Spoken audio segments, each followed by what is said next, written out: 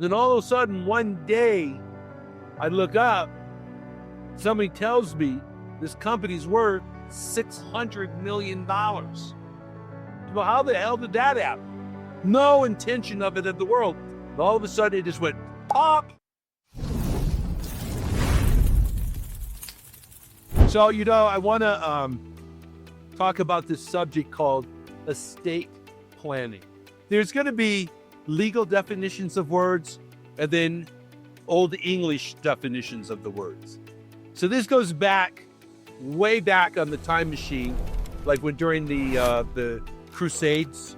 So you'd have a lord up in England who would actually be called to go do the Crusades, and he would disappear for like 3 years, 4 years to go do on this campaign down in Middle East, right?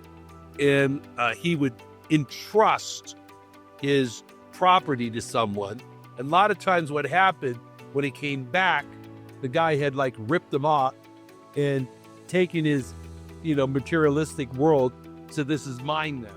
And this is like kind of how it got started, right? So now, one of the definitions of the word estate is stuff that you personally own. Your cars, your house, your jewelry, the cash in the bank, stocks you have, shares in a company you have. It's stuff that you and your wife own independently. I'm going to go into the area of probably very highly verifiable opinion. It's an opinion of mine, but I also believe it's very highly provable. It got back into the days where the guys who made America, who built the railroads, who built the shipping lanes, who built the big canals, who industrialized America, they made more goddamn money than you could shake a stick at. The Carnegies, the Mellons, the Rockefellers, all these guys that you can see on the Men Who Built America, like on Netflix. They made so much money. They literally had more money than the government. Based on our philosophy that when an entity becomes created like a government, it wants to survive, it wants to be on top. So they, my opinion, did this very suppressive thing, and they started this thing called an estate tax. Okay? They also call it a death tax. When you die, if your estate is over a certain percentage, today, you personally get a $13 million exception. Your wife gets one. So you and her get a $26 million exemption from estate tax. Odds are, unless you move up into the 5 percentile of income earners, that's not a problem. This is what happened to me. You go, okay, we're going to start this company and we're going to work. This is what we do. We work, right? So I started American Power and Gas, and we did it because we want to work. We got to get a job. We got to make money. And man, we just worked. Then all of a sudden, one day, I look up, somebody tells me this company's worth $600 million. Well, how the hell did that happen? No intention of it in the world. And all of a sudden, it just went pop. So let's say my share of American Power and Gas is worth $75 million. And you take and reduce it by 13 million, so that's like 62 million. So they go, good, give me half of it. What fucking half of them?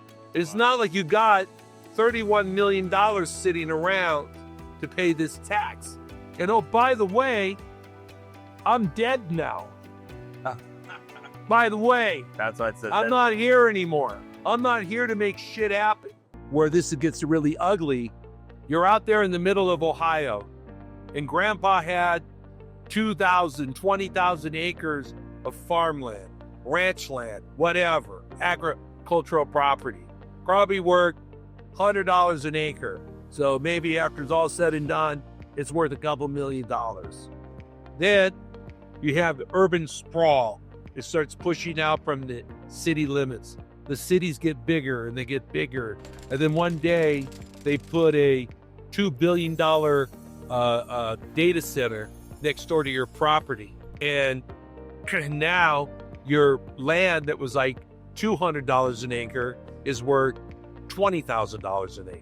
So all of a sudden, instantly, this property is invaluable.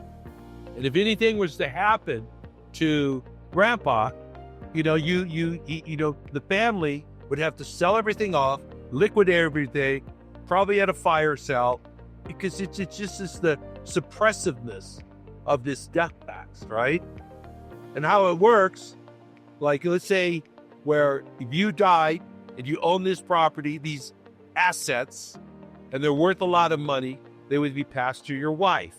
When she dies, your kid gets it. Your kid gets the shit. That's the horror aspect, okay? Now, what you do is called estate planning. There's a thing that it's a legal entity. It's called a trust, okay?